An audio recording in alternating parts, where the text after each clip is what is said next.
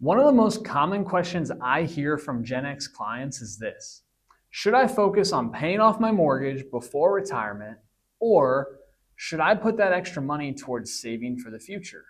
It's a great question, and the truth is it doesn't have to be an either or situation. Today I want to walk through a few things to consider if you're still paying a mortgage, but also trying to prepare for retirement. For those of you who don't know me, my name is Daniel. I'm a financial advisor who helps families steward their wealth with purpose and generosity. First, let's talk about liquidity. Liquidity is your ability to access money easily without penalties or jumping through hoops.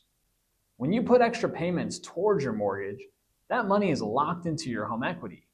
It's not something you can easily get back if an unexpected expense comes up. By comparison, if you direct that same extra cash flow into a more liquid investment account, like a taxable brokerage account, you can still work towards saving for the future, but may have additional flexibility.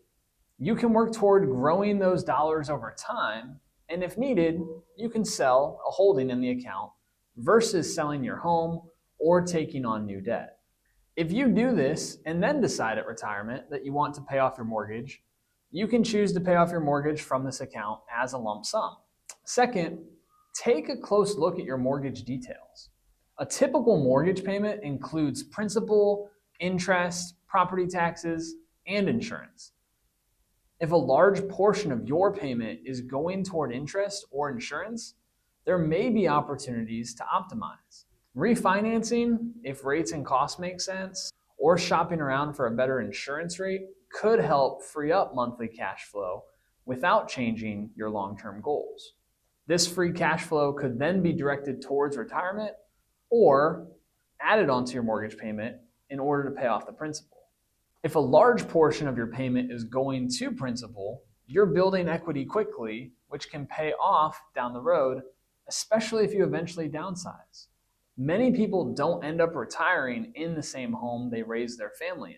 So even if your first home isn't paid off by retirement, selling it and moving into something smaller could allow you to eliminate a mortgage entirely later on, just in a different way than expected. Third, consider the tax implication. Depending on your income and tax situation, the interest you pay on your mortgage might be tax deductible.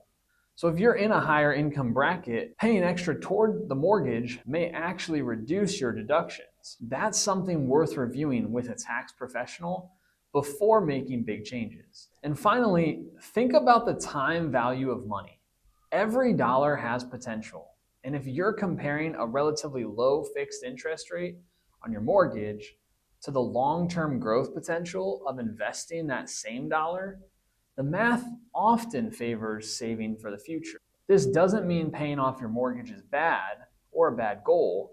It just means it's helpful to run the numbers and see what's most efficient for your situation. There's no one-size-fits-all answer here, and whether you choose to prioritize mortgage payoff or retirement savings depends on your financial goals, your timeline, and your comfort level.